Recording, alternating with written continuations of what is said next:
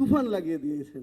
এবং এখানে যারা যারা যুক্ত আছে, এখানে সবার নাম মেনশন করলে অনেক সময় চলে যাবে। পুরো টিম, আর্ট থেকে শুরু করে ডিপি থেকে শুরু করে মানে স্টোরিটা যেভাবে ক্রাফটিং এবং অন্যান্য সকল শিল্পী কলাকুশলী প্রচণ্ড পরিশ্রম করে ছবিটা তৈরি করেছে। এই কারণেই এই যে নতুন একটা ভাইব, এই ভাইবকে আসলে এনহ্যান্স করার জন্য, এবং সেটা আমরা লক্ষ্য করছি, সেটা কিন্তু আসলে হচ্ছে। কাজেই আপনাদের কাছে একটাই অনুরোধ, আজকের এই কথাগুলো যেন সিনেমা ঈদে আসছে সেটাকে আরও যত ভালোভাবে ছড়িয়ে দেওয়া যায়, তাহলে আমাদের চলচ্চিত্র ইন্ডাস্ট্রি আরও অনেক দূর এগিয়ে যাবে। এবং সেখানে আমি মনে করি এটা তুফান একটা অদ্ভুত ভালো তুফান, সুন্দর তুফান। Thank you. একদম ভালোবাসা। এটা সারপ্রাইজ। এই সিনেমাটা দেখতে হলে আপনার সাধারণত কি হয়, সিনেমা শেষে ডিরেক্টরের নাম আসলে আমরা সিনেমা থেকে উঠে যাই, ভাবি সিনেমা শেষ, এন্ড ক্রেডিটটা ওর সময় দেখি না।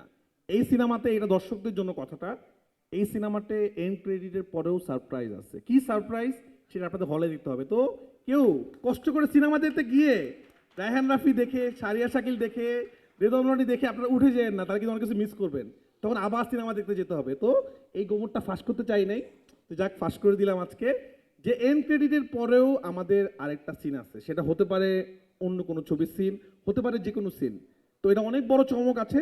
তা আমি দর্শকদেরকে অনুরোধ করব, একদম যখন সব শেষ, যখন হল মালিকরা বলবে যে প্লিজ আপনারা বের হন, নেক্সট শো শুরু হবে, তখন বের হবেন হল থেকে। সবাইকে ধন্যবাদ। অসংখ্য ধন্যবাদ রায়হান রাফি।